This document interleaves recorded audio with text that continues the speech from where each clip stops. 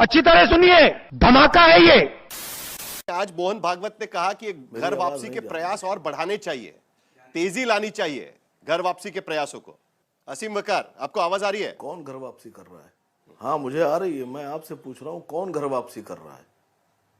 नहीं, मोहन भागवत जाने, मोहन भागवत का बयान जाने, लेकिन एक बात का जवाब बिना दिए अगर चला गया तो मैं अंदर फिर आज रात में सो नहीं पाऊंगा सर। अभी मनोज काका बैठे हुए हैं। आपने कहा कि अखिलेश यादव अतीक अहमद के कुत्ते से जाकर वहां 70 केसेस लगे थे, उसके अपराधी से हाथ मिला रहे थे। ये जिसने भी बोला है मैं देख नहीं पाया, लेकिन कम से कम अतीक अहमद एप्स्टीन से तो बेहतर थे। जेफरी एप्स्टीन से जो लोग जाके मिल रहे थे, गले हाथ मिला रहे थे, बात तो सही है। जिसके बारे में कहा जा रहा है बच्चों का मांस परोसता था, वो छोटी छोटी बच्चियों को 8-8, 10-10 साल की, वो बड़े बड़े अमीरों के आगे परोसता था बलात्कार के लिए। हे भगवान, अतीक अहमद इससे अच्छा आदमी था, बुरा एप्स्टीन ज्यादा बुरा था। आप लोग इसको क्यों नहीं बोलते हैं? और दूसरी बात, ये बात तो मनोज काका को बोलना चाहिए थी। राजनीति हिंदुस्तान में हम लोग कर रहे हैं, हमें हिंदुस्तान पर फोकस करना है। उत्तर प्रदेश में आप क्या चाहते हैं? विपक्ष बिल्कुल खत्म हो जाए। अपोजिशन को आप क्या चाहते हैं? बिल्कुल मार देना चाहते हैं, नष्ट कर देना चाहते हैं। बात तो सही। भाई क्यों घर वापसी करेगा? कौन घर वापसी करेगा और किस लिए घर वापसी करेगा? अब पता नहीं, उत्तर प्रदेश में ब्राह्मण वर्सेस क्षत्रिय चल रहा है, तो पहले तो ये तय कर लीजिए कि ब्राह्मण क्षत्रिय बनेंगे, क्षत्रिय ब्राह्मण बनेंगे। पहले तो ये कर लीजिए तय कि कौन किसके साथ जाएगा, कौन किसकी घर वापसी कर रहा है। बात तो सही है।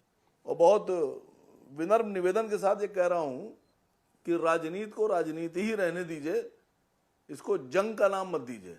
ठीक है, चलिए राजनीति पर ही सवाल पूछते हैं। हम लोग अगर 2024 के चुनाव में 80% से ज्यादा मुस्लिम वोट उत्तर प्रदेश के भीतर समाजवादी पार्टी और इंडिया गठबंधन के पास जा रहे हैं, तो आपकी राजनीति तो खत्म ही हो जाएगी वहां पर।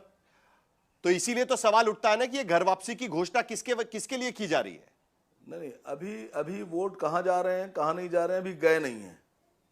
अभी पहले वोट जाने दीजिए, चुनाव आने दीजिए, चुनाव में हम लोग को उतरने दीजिए, फिर तय करेंगे। नहीं, 2014 के बाद बहुत कुछ बदल गया है। मसला यह है कि छोटी सी बात बता रहा हूं आपसे, आप जो बैठे हुए हैं, ये जो चैनल स्टार्ट हुए थे सब कांग्रेस ने किए थे। मतलब आप लोग ये साबित कर रहे हैं कि जिसने सुई से लेकर और डैम बनाए, ट्रेन बनाई, रनवे बनाए, एयरपोर्ट बनाए, मिल बनाई, फैक्ट्रियां बनाई, वो सब देशद्रोही। और जिन्होंने एयरपोर्ट बेच दिए, जिन्होंने सारे कारखाने बेच दिए, वो लोग देशभक्त। ये बड़ी अच्छी बात कही आप।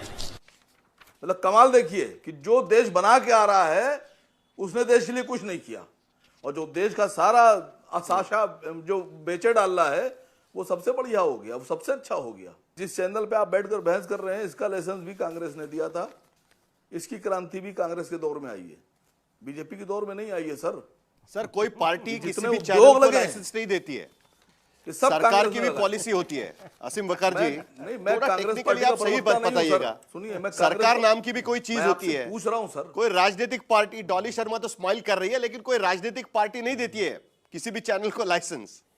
ना ही कोई राजनीतिक पार्टी लिखकर देती है कि आप चैनल चलाइए, अखबार चलाइए। मुझे पता नहीं हैदराबाद में क्या होता है, लेकिन देश में मुझे नहीं लगता कि इस तरीके से चलती है राजनीति। बोल रहा हूं सर, सुनिए तो सर,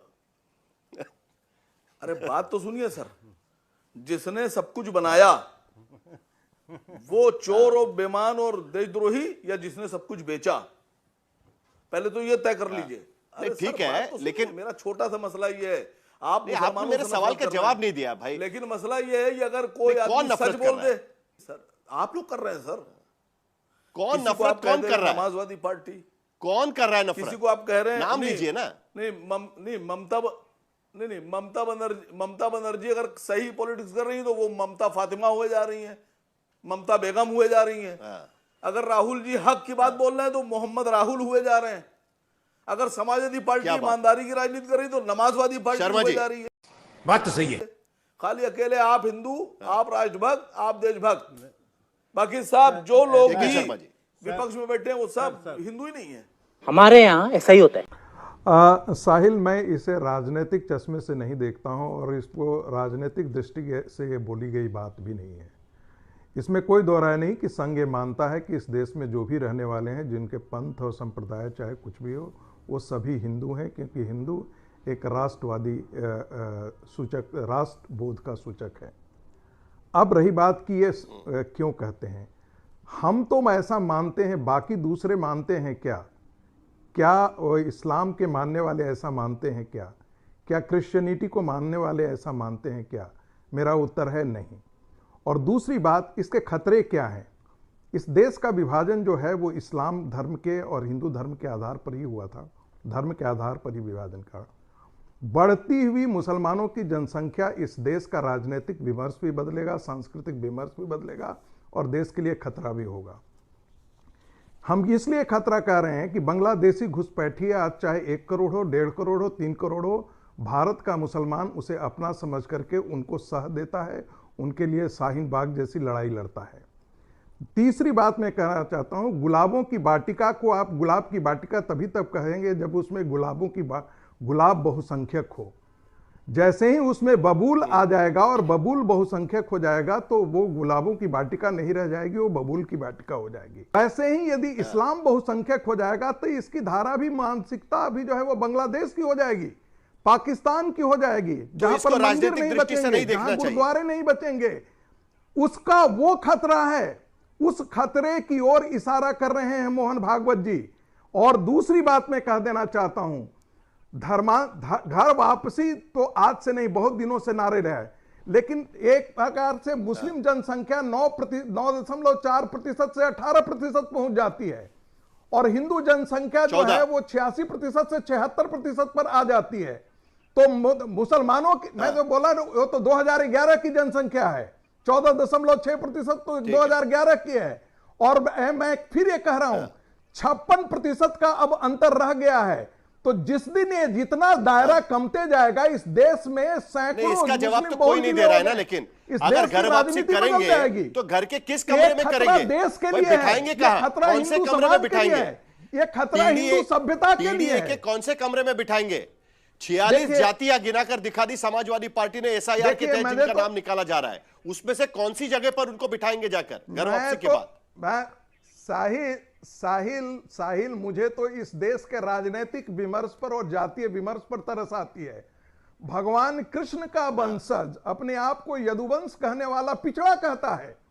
जिस भगवान कृष्ण को सभी लोग मानते हैं, द्वैपायन वेद व्यास को सबकी पूजा करते हैं, और फिर भी इस देश में यह विमर्श चलाया जाता है। सब कोई जानता है कि भारत के अंदर वर्ण थे, कोई एक शास्त्र नहीं है जहां पर इतनी जातियां, जिस अंबेडकर जिस जाति से आते थे, महार अपने से संगीत रागी से ये डिबेट हम हजारों बार कर चुके हैं, तो और वो आज भी इस बात को मानने को तैयार नहीं है कि जो संघ संदेश लखनऊ के भीतर दिया गया था उसके कोई राजनीतिक परिणाम निकल सकते हैं। आज भी वो कहते हैं कि ये तो सांस्कृतिक बातें हैं, वो नहीं मानने को तैयार इस बात को।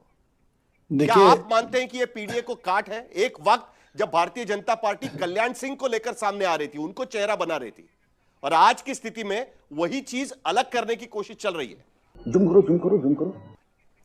देखिए साहिल, आपने एक सवाल शुरू से पूछ रहे कि भाई ये घर वापसी किस घर में, घर के किस कमरे में होगी, आप इसका जवाब तो किसी ने आपको दिया नहीं।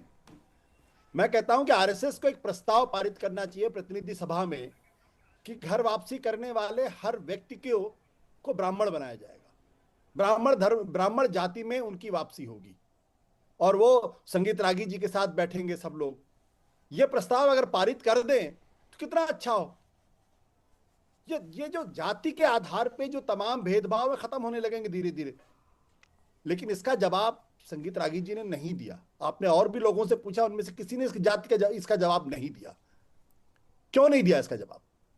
क्योंकि ये जो श्रेष्ठता बोध है, ये जो वर्चस्ववादी सोच है, दरअसल ये चाहती नहीं है कि इस देश के दलितों और पिछड़ों को जो है वो इस देश की प्रमुख धारा में लाया जाए, और वो इस देश के नहीं। लेकिन आशुतोष, मोहन भागवत ये भी कह रहे हैं ना कि जात का जो भेदभाव है वो खत्म होना चाहिए। उनको मुंबई में सवाल पूछा गया था कि संघ के प्रमुख ब्राह्मण के अलावा कोई बन सकते हैं क्या? उसका भी उन्होंने जवाब दिया था कि ब्राह्मण होने से कोई संघ प्रमुख नहीं बनता है। भेदभाव खत्म करने की बात कर रहे हैं। वो तो कह रहे हैं कि बटेंगे तो कटेंगे। देखिए, मोहन जी का उम्र की वजह से मैं बहुत लिहाज करता हूं, बहुत सम्मान करता हूं उनका। तो संघ को एक प्रस्ताव पारित करना चाहिए कि जातिवाद इस देश के लिए कैंसर है, और इसलिए इस जाति प्रथा को खत्म कर देना चाहिए। ना कोई ब्राह्मण होगा, अरे ना भाई, कोई यादव संघ होगा, ऑलरेडी ना कोई प्रस्ताव क्षत्रिय होगा, पास ना कर कोई चुका दलित है। होगा, ना कोई वसंत किसी और व्याख्यान जाति का माला होगा। को पढ़िएगा। अरे सुनिए महाराज, इनको चुप करा दिए। मैं ये कह रहा हूं कि भाई अगर आप जाति सूचक शब्दों से बाहर निकल जाएं, संघ ने अगर कोई ऐसा ब्राह्मण नहीं प्रस्ताव होगा, पास कर अगर कोई रखा है, दलित मैं नहीं ये होगा, आपको अगर बताना कोई चाहता पिछड़ा हूं। नहीं होगा, अगर कोई जोशी नहीं होगा, अगर कोई शर्मा नहीं होगा, अगर कोई रागी नहीं होगा, तो ये समस्या ही खत्म हो जाएगी। सब बराबर होंगे, सबकी जाति एक होगी, सब बराबर होंगे और सब एक साथ बैठ के खाना खाएंगे। ना छुआछूत होगा, ना मंदिरों में जाने पर किसी के ऊपर प्रतिबंध लगेगा। सब आराम से हर मंदिर में जा पाएंगे। क्यों नहीं ये प्रस्ताव आरएसएस अपने प्रतिनिधि सभा में पास करता है? क्योंकि आरएसएस जो है एक सवर्ण जातियों का एक मजबूत संगठन है। इसीलिए जब दलित तो मेरा सवाल अभी भी कायम है। लखनऊ के भीतर जो संघ संदेश है उसके राजनीतिक मायने क्या है? क्या ये सचमुच में पीडीए को काट देने की कोशिश है? कल्याण सिंह से लेकर आज तक की बात हम कर बिल्कुल रहे गलत बात है। जल्दी से आशुतोष के बाद संगीत रागी भी जवाब देंगे। साहिल एक बात समझिए कि जब आता हूं संगीत रागी जी, जल्दी से उनका जवाब ले लें। बहुत ही गलत और घटिया बात कर रहे हैं। राष्ट्रीय अखिलेश यादव, ठीक है, एक मिनट बराबरी के दर्जा पे अखिलेश रहता है। यादव सभी एक अखिलेश साथ यादव जल्दी। देखिए उनको चुप करा दिया। देखिए क्यों अखिलेश यादव जब मुख्यमंत्री का निवास छोड़ते हैं तो उसको गंगा जल से क्यों धोया जाता है? उनको टोटी चोर क्यों कहा जाता है? वो एक पूरी जाति को, क्योंकि वहां पर दारू पिया जाता है, को अपमानित करने का काम किया जाता है। दारू पिया आप इस जाता सोच को था समझिए। वहां पे। ये वही सोच है जो दलितों के मुंह में आज भी पेशाब किया जाता है। अभी पिछले दिनों यादव कथा कहने गया था, उसकी चुटियां नोच ली गई थी। बेशर्मो, शर्म करो शर्म। ये सच संगीत रागी कभी सुनना नहीं चाहते। मैं तो कहता हूं कि इस देश के अंदर जितने लोग घर वापसी हो उन सबको आप ब्राह्मण जाति में शामिल कर लीजिए, समस्या ही खत्म हो जाएगी। भारतीय नहीं है। कैसी सियासत कर रहे हैं सर आप लोग? मुझे हंसी इसलिए आई, इसलिए हंसी आई, शायद जो सम्मानित प्रवक्ता हैं उन्होंने नेहरू जी की एक पुस्तक पढ़ ली, डिस्कवरी ऑफ इंडिया, और इन्होंने अंदर के पन्ने उसके नहीं पढ़े और उसकी टाइटल से समझ लिया कि भारत की खोज नेहरू जी ने की है, इसलिए, और भारत की खोज कांग्रेस ने की है, इसलिए उनकी जो है आप सारी बातें सुन रहे थे वो इतनी हास्यास्पद लग रही थी। तो वो नेहरू जी की जो डिस्कवरी ऑफ इंडिया है ना, उसका केवल टाइटल पढ़ के आए हैं और उससे लग रहा है कि भारत को खोज लिया। अरे भारत हजारों वर्ष प्राचीन देश है सर, और यहाँ पर जो विकास हुआ है, सभ्यता का जो विकास हुआ है, उसकी लंबी फेहरिस्त है। और ये कहना कि ये 47 के बाद भारत बना है, ये अपने आप की अज्ञानता को दर्शाता है। और ये कहना कि केवल कांग्रेस ने बना दिया, तो अभी ये भारत की संस्कृति, अभी ये भारत की संस्कृति लेकिन तभी आगे बढ़ पाएगी जब हिंदू 3 बच्चे पैदा करेंगे। शर्मा जी, तो अभी तो ये संस्कृति तभी आगे बढ़ पाएगी जब 3 बच्चे पैदा होंगे। उस पर है, मैं आपको निश्चित नहीं, बिल्कुल आप गलत कह रहे हैं साहिल जी, आपका आकलन भी गलत है। भारत की सभ्यता और संस्कृति बहुत ही गौरवमयी संस्कृति है, और ये निरंतर, ये सनातन संस्कृति है जो निरंतर आगे बढ़ रही है, और उसमें समय समय पर परिस्थितिवश परिवर्तन संभव है। यही लचीलापन सनातन को सनातन बनाता है, यही लचीलापन सनातन धर्म को हमेशा आगे बढ़ाता है। ये सारे देश के धर्म बड़े सभ्यताएं समाप्त हुई, लेकिन भारत की सभ्यता आज भी निरंतर चल रही है, तो उसके कारण उसका ये परिवर्तन को स्वीकारना है। ठीक, डॉली शर्मा जी। देखिए, पहली बात, इन्होंने कहा नेहरू जी ने खोज नहीं की। नेहरू जी ने तो कभी कहा ही नहीं, उन्होंने देश के लिए सिर्फ काम किया। तो भारत की खोज तो आरएसएस ने भी नहीं की, और ये वो संगठन नहीं है जो यूपी की राजनीति तय करेगा, जो यूपी में आ रहे हैं। नहीं, मैं बता देना चाहती हूँ, आपको बता देना चाहती हूँ, जो संघ यूपी की राजनीति आज तय करना चाहता है, इस सरकार की जवाबदेही जनता के प्रति होनी चाहिए, बेरोजगार युवा के प्रति, रोज होते महिला अपराध के प्रति। इनकी जवाबदेही उत्तर प्रदेश के कानून व्यवस्था के लिए होनी चाहिए, उत्तर प्रदेश के किसान के लिए होनी चाहिए। वहां कुछ नजर नहीं आ रहा, तो क्या अब उत्तर प्रदेश की राजनीति नागपुर तय करेगा क्या? तुम्हें शर्म है कुछ? नागपुर से तय होगा कि उत्तर प्रदेश कैबिनेट नहीं डिसाइड करेगा, नागपुर डिसाइड करेगा। और अगर ये इस प्रकार की मीटिंग नहीं है तो सार्वजनिक करे, विपक्ष वालों को भी बुला लें कि इस संगठन को आपने क्यों बुलाया उत्तर प्रदेश में, ऐसी क्या अहम मीटिंग होने जा रही है, बुला लें। ये तो सामाजिक संगठन है ना, सामाजिक संगठन है आरएसएस। तो बताएं कि किस विषय पर चर्चा कर रहे हैं, कौन से बेरोजगार युवा पर चर्चा कर रहे हैं, कौन सी महिलाओं पर चर्चा कर रहे हैं, जो ध्वस्त होती कानून व्यवस्था पर चर्चा कर रहे हैं, क्या बात कर रहे हैं, बता दें हमें। और एक और बात, ये देश संविधान से चलता है, आरएसएस के मुख्यालय से या नागपुर से ये देश नहीं चलता। जिन्होंने संविधान की प्रतियां जलाई हैं, जिन्होंने लगातार हिंदुस्तान के झंडे को नकारा है 2002 तक, कुछ शर्म आया है?